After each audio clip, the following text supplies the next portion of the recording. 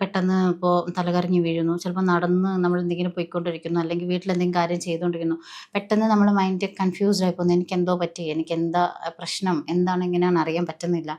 അങ്ങനെയൊക്കെ ഒരു സിറ്റുവേഷൻ നമുക്ക് വന്നു കഴിഞ്ഞാൽ നമുക്ക് പെട്ടെന്ന് ഹൃദയമിടിപ്പ് കൂടുക, മീൻസ് ബി പി കൂടുന്നു എന്ന് തോന്നുക.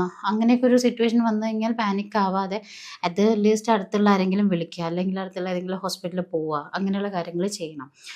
നമ്മൾ എത്രത്തോളം വൈകുന്നോ അത് അത്രത്തോളം നമ്മുടെ ബോഡി ബാധിക്കും. അതാണ് ഇതിൽ നമ്മൾ മനസ്സിലാക്കേണ്ട ഒരു മെയിൻ കാര്യം. സോ സ്ട്രോക്ക് റൂട്ടും നമുക്ക് വൺസ് വന്നു, ഇപ്പം നമ്മുടെ ലെഫ്റ്റ് സൈഡിൽ അഫക്റ്റഡ് ആയി, ലെഫ്റ്റ് സൈഡ് കൈ അനക്കാൻ പറ്റില്ല, അല്ലെങ്കിൽ കൈ കൊണ്ടൊന്നും എടുക്കാൻ പറ്റില്ല, ഒന്നും ചെയ്യാൻ പറ്റില്ല. അതുപോലെ കാലിന് ബുദ്ധിമുട്ടായി, പിന്നെ ആ കാല് അഴിച്ച ശേഷം നടക്കേണ്ട സിറ്റുവേഷൻ വരാം.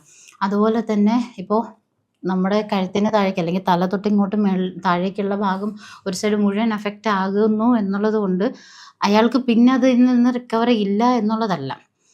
ഫസ്റ്റ് ഓഫ് ഓൾ ഇപ്പോൾ ഹെമറേജിക് ആണെങ്കിൽ അത് സ്റ്റോപ്പ് ചെയ്യുക, അത് സ്റ്റോപ്പ് ചെയ്ത് അതിന് വേണ്ട കാര്യങ്ങൾ ചെയ്യുക. അല്ല ഇനി എന്തെങ്കിലും കയറി ബ്ലോക്ക് ആയിട്ടുണ്ടെങ്കിൽ ഹോസ്പിറ്റലിൽ കൊണ്ടുപോയി ആ ബ്ലോക്ക് എന്താണോ അത് റിലീസ് ചെയ്ത് കൊടുക്കുക.